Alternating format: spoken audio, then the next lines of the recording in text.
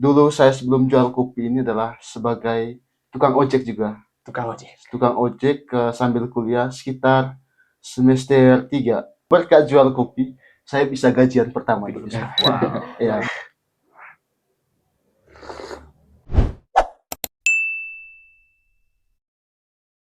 Halo semuanya, selamat datang kembali di podcast Sano Tusia. Dan pada kesempatan ini kita kedatangan tamu istimewa, KI Armanando. Arman, KI Arman, oke. KI Arman bagaimana kabarnya? puji Tuhan baik. Puji baik. Ya, Bagaimana dengan jualan kopinya? ya akhir-akhir ini semuanya lancar. Semuanya lancar, baik.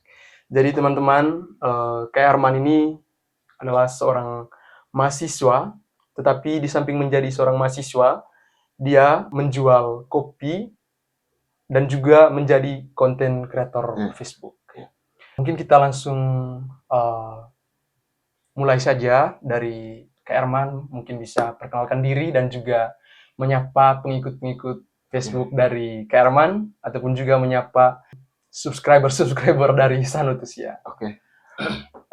Selamat pagi semuanya. Perkenalkan, saya adalah Arman Ando, mahasiswa semester 8 sekarang, jurusan agronomi. Saya seperti yang dikatakan oleh Kakak Johan tadi, mahasiswa yang sambil kerja yaitu jualan kopi. Nama dia punya apa itu? Arkopling. Iya, Arkopling. Terima kasih, Kak Erman. Kita masuk ke pertanyaan yang pertama, Kak Erman. Menarik sekali tadi di mana nama kopinya Arkopling, Arman Kopi Keliling. Oh, baik. Kerman, pertanyaan pertama ini Kerman, mengapa Kerman memilih jualan kopi di tengah kesibukan kuliah? Oke, terima kasih pertanyaannya. Yang pertama sebelum saya menjawab pertanyaan itu, dulu saya sebelum jual kopi ini adalah sebagai tukang ojek juga. Tukang ojek. Tukang ojek sambil kuliah sekitar semester 3. Dan saya menjalani tukang ojek itu selama 1,5 tahun, sekitar 3 semester. Dan di situ sangat melelahkan. Dan ketika saya kena tersabar, dan juga saya melihat peluang bahwa kurangannya penjual kopi di rute yang keliling. Kan yang tersabar hanya jual di satu tempat saja. Nah, disitulah tumbuh inspirasi untuk jual kopi. Karena di ojek ini kan sangat melelahkan. Makanya saya pilih jual kopi. Pekerjaan itu agak santai dan tidak terlalu memboros tenaga. Berangkat dari capek ojek keliling, menarik sekali. Kemudian pergi ke Nataslabar. Tetapi di balik itu Kak Herman, mungkin Kak Herman punya motivasi di dalam diri bahwa saya harus jualan kopi, saya harus ojek. Mungkin Kak Herman punya motivasi tersendiri. Itu pertanyaan sangat bagus menurut saya. Yang pertama, saya dari dulu, bahkan dari SMA sampai sekarang kuliah, saya tuh punya prinsip. Prinsip yang pertama ketika saya tinggal di kos, yang paling utama kenapa saya memaksa untuk kerja, saya tidak mau menjadi anak kos, betul-betul anak kos yang mungkin menerima satu keadaan itu seadanya. Contohnya yang pertama, makan. Habis itu yang kedua, gaya hidup. Saya tidak mau seperti itu. Dan bagaimana supaya untuk melewati semua, saya harus bekerja. Dan puji Tuhan ketika saya bekerja, ya untuk beli makan anak kos, berarti budget makan ikan, terus istilahnya yang melebihi dari anak kos lah. Itu tujuan utama. Punya prinsip seperti itu. Yang kedua, saya orangnya itu tidak mau membebani orang tua selain dari tanggung jawab mereka sebagai orang tua untuk bayar uang kos, uang regis itu. Kalau untuk selebihnya untuk kebutuhan setiap hari itu saya yang cari sendiri. Kak Arman berpikir bahwa tidak semuanya harus dipenuhi oleh orang tua. Kak Arman punya daya juang, artinya tidak tinggal diam di kos, tapi harus berusaha juga. Jangan hanya tunggu kiriman dari orang tua. Baik. Luar biasa sekali Kak Arman. Kemudian Kak Arman, mungkin Kak Arman ingat kapan Kak Arman memulai. Kan Kak Arman tadi ceritakan bahwa berawal dari ojek. Mungkin Kak Arman bisa ceritakan awal memulainya jualan kopi ini, kemudian juga mungkin ada tantangan begitu, misalnya pembuatan box kopinya, kemudian juga modal usahanya beli kopi, kemudian termos, apa segala macam perlengkapan lainnya. Oke, baik. Awal mulanya itu adalah di bulan 6 kalau tidak salah bulan 6 kemarin. Kalau untuk rancangannya itu sudah jauh-jauh hari, tapi kita kendalanya di pendanaannya untuk uangnya. Kebetulan kemarin Bapak ada uang, saya tidak kasih tahu orang tua untuk Iya. hal usaha seperti ini. Bahkan saya yang bergelut di dunia Facebook juga tidak tahu karena orang tua saya itu memang betul-betul tidak tahu tentang media sosial. Iya. Dan kebetulan ada uangnya Bapak di saya langsung pakai saja. Sekitar uangnya itu hari sekitar 1 jutaan lah, Iya. 1 jutaan. Dan kebetulan juga saya ada sisa uang ojek, saya gunakan itu. Dan disitulah saya mulai untuk buat dia punya gerobak. Dan gerobaknya itu kayak ada dua. Gerobak yang pertama, pembuatan pertama pas jualan pertama itu dari bulan 6 kemarin sampai bulan sebelum KKN nih, bulan 8, saya gunakan gerobak yang pertama yang besar sekali. Besar sekali. Nah, di situ saya mulai berhenti untuk jualan karena sibuk KKN. Iya. Sibuk KKN, habis itu PKL, dan karena gerobaknya besar. Terus kemarin juga ternyata Bapak juga ada suka dengan saya punya usaha. Akhirnya dia bilang untuk buat gerobak yang kedua ini. Dia sendiri yang pesan di bengkel. Dan pas Bapak yang pertama itu, di dalam hati saya, karena saya pakai uangnya dia tuh, aduh bagaimana nanti, mungkin Bapak marah sekali dengan saya punya perbuatan yang tiba-tiba sebenarnya pakai uangnya. Iya. Tapi yang eh, tidak saya pikirkan, ternyata dia sangat suka sekali. Iya. Sangat sekali. Berarti mulainya bulan 6 tahun 2025. Ya, Tapi sempat terjeda saat KKN dan PKL. Iya. Dan memulai kembali berapa hari yang lalu yang mulainya? 1 minggu yang lalu. 1 minggu yang lalu mulai lagi, dan saya lihat sudah lumayan ramai juga ya. Iya, iya. Apalagi banyak sekali penonton-penonton live Facebook tuh, Iya, kayak iya. kayak Arman sudah di Motang Rua, Iya. kita gas lagi sudah, Iya. kita minum kopi di bawah. Luar biasa Kak Arman. Kemudian kita ini kan anak muda Kak Arman. Iya. Tidak tentu kita punya rasa gengsi ini sangat tinggi sekali tuh. Saya pribadi juga begitu, misalnya untuk memulai jualan Iya. di tengah keramaian, apalagi kita ini anak muda. Iya. Wow, rasanya malu apa Iya, segala macam, iya. gengsi begitu Kak Herman. Kira-kira Kak Herman bagaimana melawan gengsi itu? Itu tadi menanggapi itu tadi, karena saya punya prinsip tadi. Prinsip yang saya katakan tadi, saya tidak mau jadi anak kos yang betul-betul anak kos. Saya tidak mau menerima keadaan yang begitu saja. Saya harus melawan itu, dan langkah terbesar atau tantangan terbesar untuk melawan itu semua adalah bagaimana untuk menghadapi gengsi. Ya, saya yang pertama itu hari kan ketika saya jualan depan kampus, pada waktu yang pertama itu memang sulit sekali untuk melawan keadaan. Tetapi ketika kita sudah terbiasa, karena orang, menurut saya, orang hanya menilai kita itu hanya melihat dan berbicara tentang kita, tapi mereka tidak tahu apa yang ada dalam hati kita sebenarnya. Jadi kalau kita berpikir tentang mereka, mungkin itu akan jadi suatu tantangan bagi kita. Itu menjadi suatu motivasi bagi kita, karena mereka hanya menilai tanpa harus kira-kira apa Mereka tidak tahu tidak tahu tentang dan Kak Arman berpikir bahwa mereka hanya angin berlalu saja. seperti itu. Iya sih. Mungkin juga mereka hanya membicarakan, bahkan sesudah itu mereka melupakan saja. Ya betul. Dan saya lihat Kak Arman juga awalnya langsung viral di Facebook kemarin ya. Dan mungkin berangkat dari situ juga viralnya di Facebook Kak Arman. Ya, makanya saya selalu giat dalam jual kopi ini, karena berkat jual kopi saya bisa gajian pertama di Facebook. Wow, ya. Luar biasa sekali. Kenapa saya katakan seperti itu? Karena penayangan sebelum saya jual kopi ya, di Facebook saya, penayangan nonton itu startnya itu hanya 500. Tetapi ketika saya jualan kopi, kebetulan saya juga sangat bersyukur sekali untuk para wartawan, reporter yang meliput saya kemarin. Berkat dari itu semua, akhirnya saya punya Facebook baru, sudah mulai FYP sekali sampai sejauh ini. Penayangannya luar biasa kan. Karman ini statusnya sebagai mahasiswa, tentu banyak tugas, kemudian jadwal kuliah. Ini hal yang luar biasa. Bagaimana Kak Arman mengelola waktu, memanage waktu, kapan kuliah, kapan mengerjakan tugas, kapan membuat konten, kemudian kapan berjalan keliling untuk menjual kopi. Kira-kira bagaimana Kak Arman mengatur waktunya dengan baik? Oke, itu pertanyaan yang bagus. Kalau kita melihat kita punya kampus yang patokan kuliahnya itu adalah pada siang hari, itu sangat mudah sekali untuk kita bagaimana waktu semua itu di tengah-tengah kesibukan kuliah dan jualan kopi. Karena kalau menurut saya waktu untuk kuliah itu kan hanya beberapa jam. dan masih banyak lagi waktu-waktu yang mungkin free. Nah, disitulah saya memanfaatkan untuk jualan, dan terkadang saya juga gunakan waktu kuliah saya untuk pengambilan video untuk buat saya punya konten. Habis itu ketika pulang kuliah, saya tidak terlalu di kos. Saya selalu mencari kesibukan. Salah satunya tadi jualan kopi. Jualan kopi. Iya. Luar biasa, Kak Herman. Berarti di sela-sela perkuliahan buat video Ya, juga, buat video dan juga. malam harinya jualan kopi. Ya, jualan Kalau ada jam kosong langsung pergi jualan Nah, kopi ya. juga. Terus bagaimana dengan tugas-tugas perkuliahan, Kak Herman?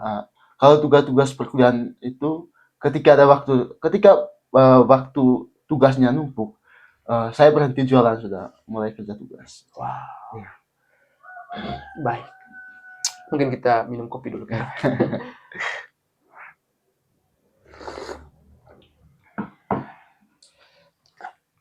Baik, Kak Herman, saya rasa Kak Herman ini seorang sosok yang inspiratif sekali. Ya. Tentu di balik jualan kopi ini, Kak Herman punya makna tersendiri berkaitan dengan segelas kopi yang selain sebagai sebuah produk yang dijual, tetapi mungkin Kak Herman punya makna tersendiri berkaitan dengan segelas kopi ini. Oke, kalau menurut saya kopi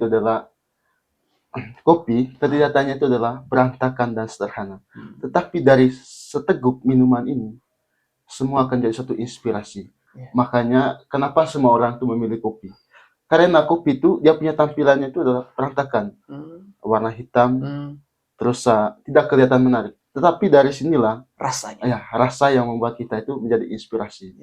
Dari situ lahir ide-ide. Apalagi diperpadukan antara pahit dan juga tawarnya air, dan ketika disatukan itu menjadi satu minuman yang sangat inspirasi menurut saya. Kak Herman sendiri suka kopi pahit atau kopi manis? Kopi pahit pasti. Kopi pahit. Ya. Karena orang Manggarai Timur. Orang Manggarai Timur identiknya itu adalah kopi pahit. Kopi pahit. Ya. Baik, kita masuk di dunia konten. Oke, siap. Dunia konten bukan. Maksudnya Kak Herman ini fokus kontennya di Facebook atau mungkin juga TikTok, Instagram? Kalau ini nanti saya rencananya mau belajar TikTok juga. Dimana kan selama ini kalau TikTok itu hanya untuk pengambilan video buat konten di FB Pro saja. Tapi mungkin selain nanti saya mulai lagi fokus di TikTok terus Facebook juga. Mau belajar karena ketika melihat orang lain sukses, saya harus punya prinsip. Kenapa mereka bisa, kita juga harus bisa. Sekarang Facebook dulu, tapi rencananya akan berseluncur di TikTok juga. Baik. Terima kasih, Kak Herman. Tujuan dari pembuatan konten Kak Herman ini, apakah memang mau menarik pelanggan-pelanggan untuk datang mengunjungi Arkopling, atau mungkin ada tujuan lain dari pembuatan konten-konten ini? Oke, untuk menjawab pertanyaan itu adalah saya tujuannya itu ada dua. Yang pertama itu sebelum saya jual kopi, tujuan pertama memang untuk mendapatkan uang. Iya, mendapatkan uang. Terus mendapatkan uang, selain itu bagaimana supaya kita dikenali oleh orang. Bagaimana supaya membangun relasi dengan orang. Terus tujuan yang kedua, setelah saya jualan kopi, seperti yang dikatakan Aditya tadi, bagaimana supaya orang bisa mendekati kita dan minum kopi kita melalui Facebook Pro ini. Karena saya punya prinsip dalam bisnis adalah bagaimana membangun relasi dengan orang, atau bagaimana supaya kita dikenali orang-orang melalui apa yang kita lakukan. Dan disitulah orang mulai datang dengan kita melalui jualan kopi tadi. Salah satu dampak positif dari konten Facebook ini mampu mengajak orang-orang untuk mengunjungi Arkopling. Betul sekali. Kemudian Kak Herman, dunia Facebook ini kan banyak sekali haters. Ada yang komentar-komentar negatif yang mungkin mematahkan kita punya semangat. Bagaimana Kak Herman menanggapi hal ini? Itu pertanyaan sangat bagus juga ya. Karena selama ini memang langkah awal yang pertama adalah saya salah sekali. Kenapa? Karena saya sebelum saya tidak menanggap, saya dulu ketika ada yang komen bahkan mengejek, rasis terhadap saya punya fisik, habis itu memaki-maki, saya selalu menanggapi hal itu. Dan itu membuat mereka semakin terpancing. Ketika kita menilai atau melihat seseorang itu, dia punya latar belakang atau fisiknya itu menjadi satu perbincangan. Bahkan ketika kita sebagai manusia punya satu kesalahan, satu saja kesalahan kecil dan di hadapan orang yang membenci kita itu menjadi satu problem bagi mereka. Dan meskipun apa saja buat besarnya kita kebaikan, ketika kita punya kesalahan itu akan jadi satu problem bagi mereka. Dan kesalahannya saya dan saya menanggap itu pertama. Tetapi di akhir-akhir ini kebetulan juga ada saya punya kakak perempuan dan juga kakak laki-laki yang menasihati saya tentang untuk tidak menanggapi hal seperti itu. Saya terjadi terinspirasi untuk tidak menanggapi itu. Dan ketika saya melakukan itu tidak menjadi masalah bagi saya ternyata. Iya, Iya. tidak menanggapi hal-hal seperti itu.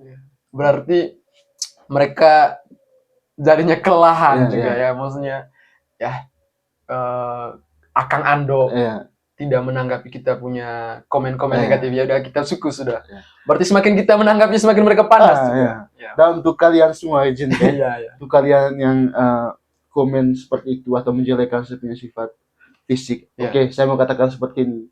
Anda menilai saya hanya karena melihat. Tetapi satu hal yang saya katakan pada kalian, lihatlah, jangan hanya melihat tetapi perlu belajar tentang Iya. kita juga. Jangan lihat dari luar. Iya. Gitu ya, betul sekali. Wow, berarti solusinya memang abaikan saja. Abaikan saja. Ya, fokus dengan kita punya tujuan yang kita rencanakan sejak awal. Baik, Herman. Herman ini di samping menjadi mahasiswa tadi jual kopi keliling. Apa pelajaran yang Herman dapatkan dari menjual kopi keliling yang tidak bisa didapatkan dari bangku kuliah?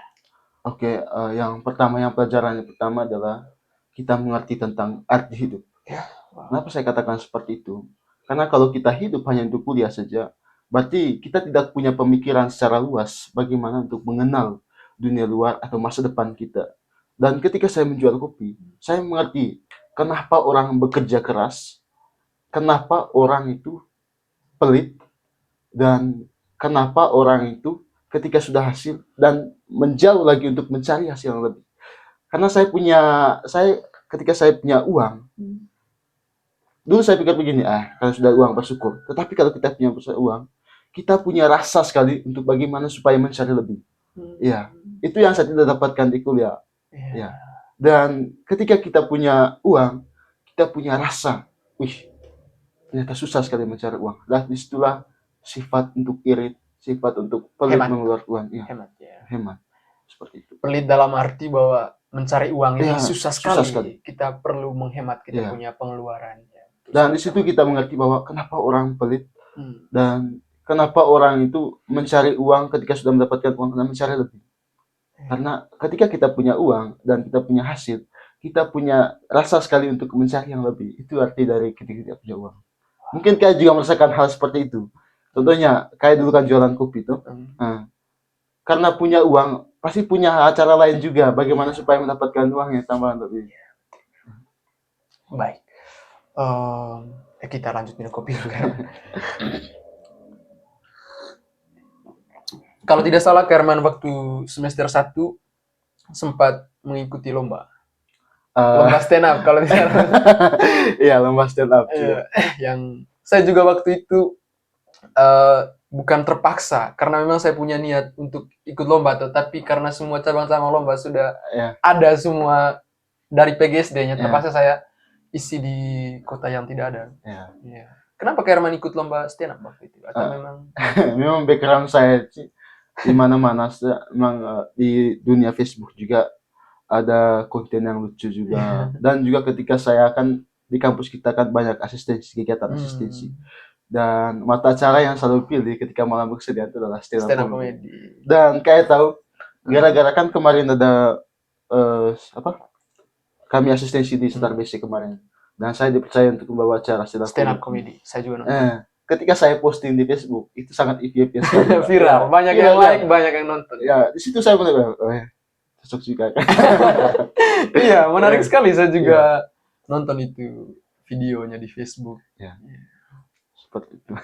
Ikut asistensi dengan organisasi apa? Saya kemarin dengan Gama Sabar. Gama Sabar. Ya, Gama Sabar. Satria Misi Barat. Ya. Baik, Herman. Herman, dalam perjalanan perkuliahan dan juga aktivitas-aktivitas yang menginspirasi saya dan juga banyak orang di luar sana, menjual kopi, membuat konten, pernahkah Kak Herman merasa bahwa ingin menyerah? Gitu? Kalau itu bukan saya punya prinsip, Iya, bukan saya pernah. punya Iya. sifat ya, karena tadi ketika kita sudah mendapatkan satu kebaikan atau satu Hmm. hal kecil atau pendapatan dalam hidup kita, kita punya rasa ingin untuk mendapatkan lebih. Ya. Dan ketika saya berpikir contohnya seperti tadi, ketika saya sudah mendapatkan dan ada tantangan saya itu menyerah, berarti saya sudah kalah itu. Iya. Ya. Nah, makanya saya bilang gini, kita hanya punya prinsip jangan menerima satu keadaan yang memaksa kita untuk stop di situ saja. Iya. Kalau kau sebagai anak kos, kau hanya menerima itu saja sebagai anak kos, memang kau stop di situ saja. Iya. Tapi kalau kau mendapatkan anak kos versi rumahan, kau harus mencari. Wow. Itu jadi prinsip saya. Berarti jangan menyerah, tidak Nah, pernah menyerah ya, tidak pernah harus menyerah. berjuang terus. Terus berjuang terus. Atau pernahkah Kak Herman merasa bahwa lelah, capek begitu? Ya kalau lelah, namanya juga manusia Wajar kan, ya, ya, wajar. wajar lelah. Iya. Tapi untuk menyerah tidak pernah kayak. Iya. Mungkin Kak Herman punya rencana tersendiri ke depannya, mau buka kafe yang lebih besar lagi, atau mungkin mau menjadi konten kreator yang sepenuhnya, maksudnya waktu-waktunya itu diisi dengan pembuatan konten-konten begitu. Ya, pertanyaan bagus, itu akan Iya. jawabnya. Itu nanti rencananya itu adalah ketika sudah sukses, mungkin itu akan mungkin semoga terwujud ya. Saya mau beli punya ada motor roda 3 itu. Motor roda 3 ada motor roda 3 apa sudah namanya itu. Iya, saya pernah. Dirancangkan nanti ada jual kopinya, tapi bukan kopi seperti ini yang lebih ke tren-tren sekarang itu. Yang giling. Ya, tren. Iya, Tapi menggunakan mobil roda 3 dan dirancang nanti. Kemudian bukan hanya jual kopi, mungkin nanti ada tambahan snack seperti jagung bakar mungkin, ya. Pokoknya hal-hal untuk menemani kopi lah. Ya, seperti itu. Wah. Kalau sudah ada pendapatan lebih, amin lah ya. Amin. Ya. Baik. Kerman, kita sudah ngobrol banyak. Ya. Dan di bagian closing ini, di bagian penutup ini, di luar sana banyak sekali mahasiswa, saya sendiri juga, Ya. ketika punya niat yang sama untuk memulai sesuatu, mungkin terkendala karena rasa gengsi dan juga modal apa segala macam, kira-kira Kak Arman punya kata-kata motivasi, mungkin punya kalimat yang bisa memotivasi kami sebagai teman-teman mahasiswa yang ingin memulai juga. Oke, saya mungkin izinkan untuk dua kata motivasi ya. Iya. Yang pertama untuk teman-teman semua, ini yang paling penting, yang pertama, jangan pernah menjadi beban bagi orang tua di luar dari tanggung jawab mereka sebagai orang tuamu. Yang kedua, jangan pernah menerima keadaan yang membuat kamu paksa tidak pernah berpikir untuk jauh. Tetapi carilah dalam dirimu untuk mendapatkan yang jauh lebih baik dari itu semua. Kita punya fisik, kita punya pemikiran, berusaha. Ya, berusaha untuk mencari yang jauh lebih baik. Terima kasih Kerman. Baik, terima kasih Kerman atas waktunya dan juga ide-ide dan juga banyak sekali pengetahuan-pengetahuan yang saya gali dari Kerman. Terima kasih untuk kita semua. Mungkin saya bisa sapa penontonnya saya. Apa sudah namanya itu? Sanotusia. Oke, untuk teman-teman Facebook Pro atau teman-teman platform YouTube, TikTok, jangan lupa like atau subscribe, bila perlu share YouTube dari Sanotusia. Karena di sini adalah podcastnya itu adalah bagaimana mengundang orang-orang yang pernah menginspirasi banyak orang, terus orang-orang yang hebat. Silakan menonton, pokoknya di sini terbaik. Baik, terima kasih Kerman. Okay. Kita selesai.